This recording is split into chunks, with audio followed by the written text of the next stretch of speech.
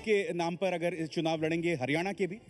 दुनिया को कुछ भी लगे, लेकिन आज भी भाजपा इस बात को बिलीव करती है कि जो कुछ भी है भाजपा में वो मोदी है। इस बार मोदी की रिस्पॉन्सिबिलिटी ज़्यादा हो जाती है क्योंकि अध्यक्ष भी उनका है।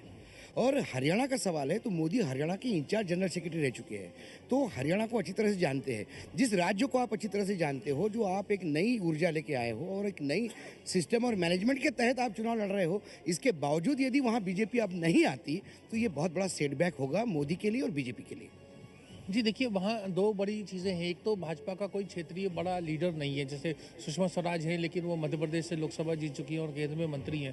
तो वहाँ पर एक जो क्षेत्रीय लीडर का अभाव है, वहाँ कोई वसुंधरा राजे या कोई शिवराज सिंह चौहान ऐसा लीडर नहीं है। दूसरी बात ये है कि अभी जो मोदी जी की जिस तरीके से सरकार केंद्र में आई, तो उनकी एक्सपेक्टेशन बहुत है। पिछले जो भी उस समय में अब उनकी सरकार की है, उसका एक रिफ्लेक्शन ज़रूरी होगा, तो एक तरीके से रेफरेंडम होगा। तो आपको लग रहा है मोदी की जो वेव थी वो हनीमून पीरियड हमें दिखाई देगा हरियाणा के चुनावों में? नहीं, वो तो दिखना शुरू हो गया। उत्तराखंड में बिस्मिल्लाह और रहमान और रहीम हो गया था, और यहाँ पे भी नहीं। हरियाणा का बड़ा दिलचस्प चुनाव होता, वहाँ भ्रष्टाचार इशू नहीं होता, वहाँ दल बदल इशू नहीं होता, वहाँ पे सीधा 33% था जुगाड़ इशू होता है। मैंने माननीय भजन लाल को नहीं जाना था जग में, पूरी की पूरी पार्टी लेके कांग्रेस में शामिल हो गए थे 80 में। तो वो सब कार्य वहाँ संभव है, इसलिए मोदी की परीक्षा कहने का रिस्क मैं नहीं लूंगा। चलिए, मैं सबसे त्वरित एक प्रतिक्रिया लेना चाहूंगा। अभी भी हुड्डा नंबर 1 क्यों है? देखिए, सबसे बड़ा और मुख्य कारण ये है कि वैसे तो कांग्रेस की भी ऑर्गेनाइजेशन की हालत बड़ी खराब है। वहाँ लीडरशिप का अभाव है हर पार्टी में। वो INLD का हालांकि लोग कह रहे हैं कि अच्छा करेगी, लेकिन उनकी सारे का सारा नेतृत्व, शीर्ष नेतृत्व वो जेल में बैठा हुआ है। आपको क्या लगता है, क्यों, क्या वजह है, क्यों अभी भी हुड्डा नंबर 1 है? विकल्पों की मेरे माननीय रोहतक जो लोकसभा चुनाव हुआ था, उसमें भी नरेंद्र मोदी इतना मुद्दा नहीं था जितना भूपेंद्र हुड्डा मुद्दा थे। भूपेंद्र हुड्डा के खिलाफ रोहतक जिले और सोनीपत जज्जर को छोड़ के पूरे हरियाणा में जबरदस्त रोष है।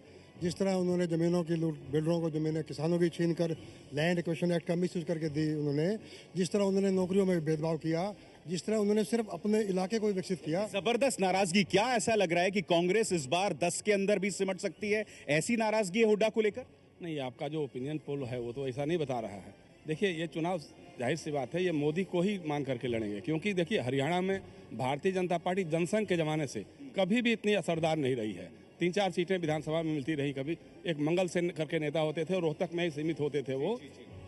अभी इस बार लोकसभा चुनाव में जो भी सीटें मिली हैं वो मोदी के कारण मिली हैं, तो जाहिर सी बात है टेस्ट तो मोदी का ही होगा। अब जो अच्छे दिन आएंगे, लोग उसकी परीक्षा लेना शुरू कर दिए, जो चर्चाएं होने शुरू हो गई सोशल मीडिया पर, या जो मीडिया का भी था।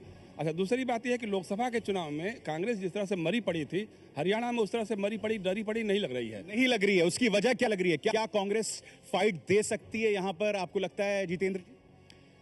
डेफिनेटली हरियाणा में कांग्रेस फाइट देने की स्थिति में आज भी है, क्योंकि हुड्डा के खिलाफ अभी तक न तो पूरी तरीके से एंटी इनकम्बेंसी फैक्टर चल रहा है, और उसमें अभी तक ऐसी कोई भी और बात नहीं देखने को मिली है कि जो कांग्रेस को पूरी तरीके से, जिस तरीके से लोकसभा चुनाव में सफाया हुआ है, तो वो हरियाणा में स्थिति अभी तक नहीं है कांग्रेस के लिए। अभी तक हुड्डा सरकार का काफ़ी कुछ, भले ही उनके मिनिस्टर या कुछ वरिष्ठ नेता दूसरी पार्टियों में छोड़ जा रहे हैं, लेकिन अभी उतनी बुरी स्थिति नहीं है कि वो बिल्कुल पलट जाए। आपके हिसाब से आकुश श्रीवास्तव जी, आपको क्या लग रहा है? एक बड़ी वजह ये हो सकती है कि INLD बीजेपी के साथ नहीं जाएगी, या हरियाणा जनहित कांग्रेस, इसको लेकर बहुत असमंजस है। गठबंधनों को लेकर इस वक्त हरियाणा में बहुत असमंजस है, और क्या ये फायदा पहुंचा सकता है हुड्डा को?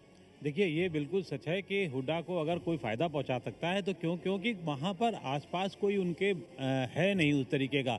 जो विपक्ष है वो भी बिखरा हुआ है, और INLD एक अकेली ऐसी पार्टी जो थोड़ी सी मानी जा सकती है, क्योंकि लेकिन उनके जो बड़े नेता हैं वो हैं जेल में, और उसके बाद जो 2 लोग हैं उनमें एक चाचा भतीजा में भी लड़ाई आपस में चल रही है, तो वो बहुत सारा नहीं उनके पास मिल रहा है। इसीलिए हुड्डा को जो कुछ भी फ़ायदा संभव होता दिख रहा है वो दिखेगा। और जहाँ तक भाजपा की बात है, भाजपा पे तो सब जो भी सांसद भी जीते उसमें 7 में से 4 तो डेपुटेशन वाले हैं, तो वो डेपुटेशन वाले और उस तरीके से उतना इम्पैक्ट नहीं डाल पाएंगे। खैर, हम आपको बता दें कि सिर्फ 10 मिनट रह गए हैं, क्योंकि 10 मिनट में हम आपको बताने वाले हैं कि आखिर किस पार्टी को कितनी सीटें मिलने वाली हैं हरियाणा में अगर आज की तारीख में चुनाव हो। क्या हम एक बड़ी तब्दीली की उम्मीद कर रहे हैं? क्या हरियाणा में वैसा हो सकता है जो आज तक नहीं हुआ? और क्या अगर वो तब्दीली आती है उसकी बड़ी वजह क्या होगी? बड़ी वजह मोदी होंगे। जी मुझे लगता है बड़ी वजह भूपेंद्र सिंह हुड्डा होंगे। और शीला दीक्षित की तरह उनका भी नाम बहुत है लेकिन काम कम है। जब रिजल्ट आएंगे तो आप देखिएगा बिल्कुल उनका पता साफ हो जाएगा।